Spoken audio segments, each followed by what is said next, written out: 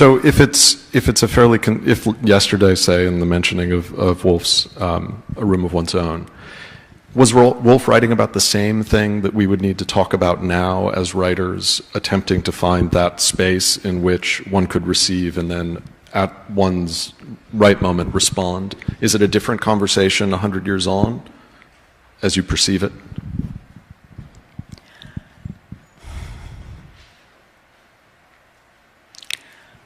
You know, I think probably it's less physical. You know, she's very clear about the room, you know, as in some space that you're actually sitting in, an architectural idea. And I actually think maybe for us it's more room for one's own, or room to have, you know, what you were speaking about at the podium, your mind. To have your own mind, I think that's in jeopardy. To formulate or find or articulate your mind so that, and keep it flexible and open so that it's not rigid. So that's a kind of solitude, I guess. So what would that practice look like? If the writer is dependent upon that practice of solitude, if the writer requires that space in which that will occur, how does one maintain that suppleness that allows a response? I don't know, you're writing a novel, how do you do it?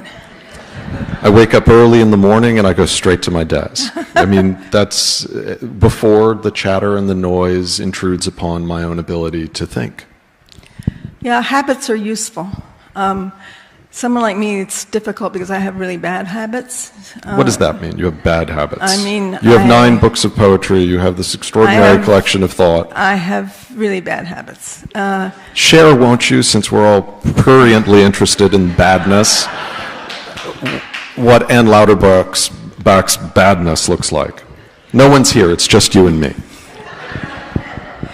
You know, I used to, when I was much younger, I kept a journal, and in the journal, my very wicked, sabotaging inner voice constantly talked to me about discipline, constantly. It came up over and over again. You have no discipline, you have no discipline, which I affiliate with habit. I mean, William James is very eloquent on the idea of habit, and so I understand that it's a really good thing if you can have good habits. So bad habits are, you know, being dissolute and lazy and postponing everything till the very last minute, and finding oneself feeling that the world is nothing but an enormous pile of tasks that one can't really distinguish which one should be done first. This does not sound like solitude. No, it's not. It's very busy in there. So to find the space of solitude that we're talking about, the habit of solitude, the place where you can actually make something, for me, it's an extraordinary, laborious process, because there have to be all kinds of prior orders put in play before I can actually go to that place. It's time-consuming, actually, to get to that place.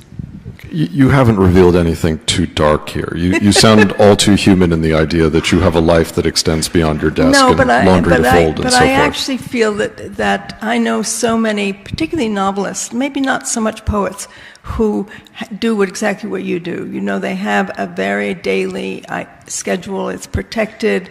They do it, and even if they write 2 sentences, it's always that time that's protected. And I do think that's essential, actually.